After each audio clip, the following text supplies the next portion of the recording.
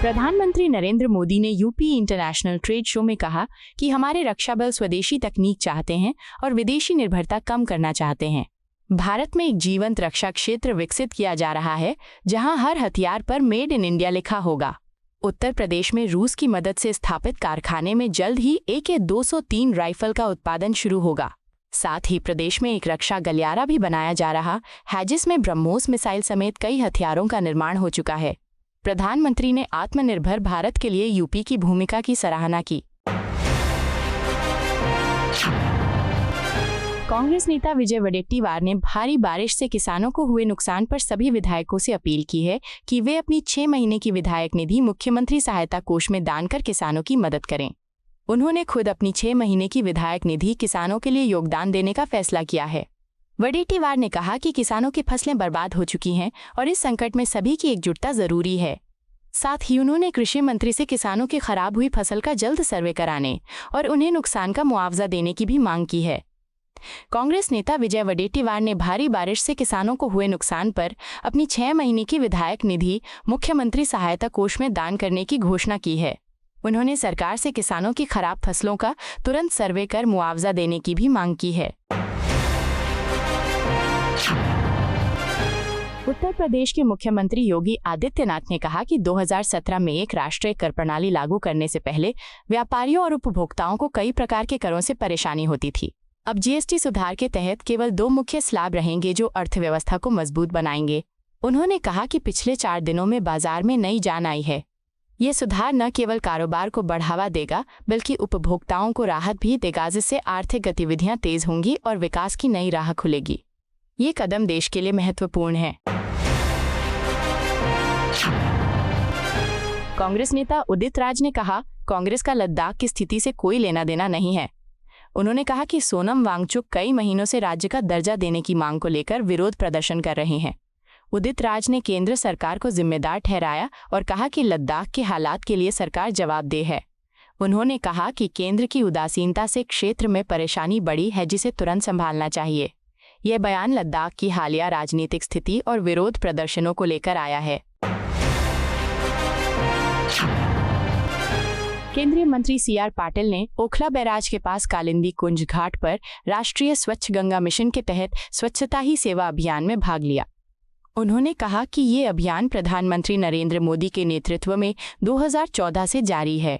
एक समय देश को गरीब और गंदा समझा जाता था, लेकिन अब हम स्वच्छता के क्षेत्र में तेजी से प्रगति कर रहे हैं। आज हमारी अर्थव्यवस्था विश्व में 3रे नंबर पर है। मंत्री ने सभी से स्वच्छता अभियान में सक्रिय भागीदारी करने का आह्वान भी किया है। भाजपा सांसद प्रवीण खंडेलवाल ने स्वच्छता ही सेवा अभियान पर कहा कि मुख्यमंत्री रेखा गुप्ता ने अधिकारियों को सख्त निर्देश दिए हैं और उन्होंने व्यापारी संघों के साथ भी चर्चा की है। उन्होंने बताया कि शहर को साफ सुथरा रखना सभी नागरिकों की जिम्मेदारी है। खंडेलवाल ने विशेष रूप से चांदनी चौक के ऐतिहासिक स्वरूप को संरक्षित रखने पर जोर दिया, जो एक महत्वपूर्ण केंद्र है। उन्होंने सभी से मिलकर स्वच्छता बनाए रखने और शहर को सुंदर बनाने की अपील की। यह अभियान साफ सफाई के प्रति सजगता बढ़ाने का प्रयास है। केंद्रीय मंत्री मनोहर लाल खट्टर ने चंडीगढ़ में पंडित दीनदयाल उपाध्याय की जयंती पर स्वच्छता ही सेवा अभियान में भाग लिया और सार्वजनिक स्थानों पर सफाई की। उन्होंने कहा कि प्रधानमंत्री नरेंद्र मोदी के नेतृत्व में यह अभियान 2014 से देश भर में चल रहा है। खट्टर ने महात्मा गांधी के स्वच्छता के संदेश को याद दिलाया और कहा कि स्वच्छता केवल कर्तव्य नहीं बल्कि एक धर्म है। उन्होंने सभी नागरिकों से अभियान में सक्रिय भागीदारी करते हुए स्वच्छ, स्वस्थ और हरा भरा भारत बनाने का आह्वान किया। वर्ल्ड फूड इंडिया 2025 का आयोजन बड़ी उम्मीदों के साथ किया गया है, लेकिन इसके कागजी समझौतों और बड़ी राशि के MOU पर सवाल उठना स्वाभाविक है। 1 लाख करोड़ रुपए से अधिक के समझौतों के दावे के बावजूद पिछले आयोजनों की तुलना में परिणामों का असर देखना बाकी है। निवेश और व्यापार को बढ़ावा देना तो जरूरी है, लेकिन इसके साथ ही पारदर्शिता और धरातल पर क्रियान्वयन पर भी ध्यान देना आवश्यक है। सिर्फ बड़े आंकड़ों से उत्साह बढ़ाना पर्याप्त नहीं, से ठोस योजनाओं और कार्यान्वयन के साथ जोड़ना होगा ताकि भारत का खाद्य प्रसंस्करण क्षेत्र वाकई में विश्व स्तर पर प्रतिस्पर्धी बन सके। सांसद कमलजीत सहरावत ने पंडित दीनदयाल उपाध्याय की जयंती के अवसर पर 25 सितंबर को हरिनगर स्थित दीनदयाल अस्पताल पहुंचकर स्वच्छता अभियान और एक पेड़ मां के नाम अभियान के तहत कार्यक्रम में हिस्सा लिया। यह अस्पताल पश्चिमी दिल्ली का सबसे बड़ा अस्पताल है। सहरावत ने साफ सफाई और पर्यावरण संरक्षण पर जोर देते हुए सभी से स्वच्छता और पौधारोपण में सक्रिय भागीदारी की अपील की। उन्होंने कहा कि ये पहल स्वास्थ्य और पर्यावरण दोनों के लिए महत्वपूर्ण है और सभी को इसे अपना फर्ज मानकर सहयोग करना चाहिए।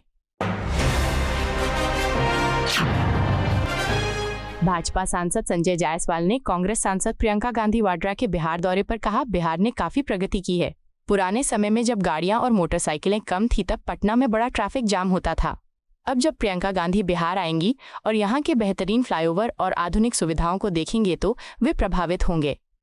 बिहार की ये तरक्की राज्य के विकास को दर्शाती है।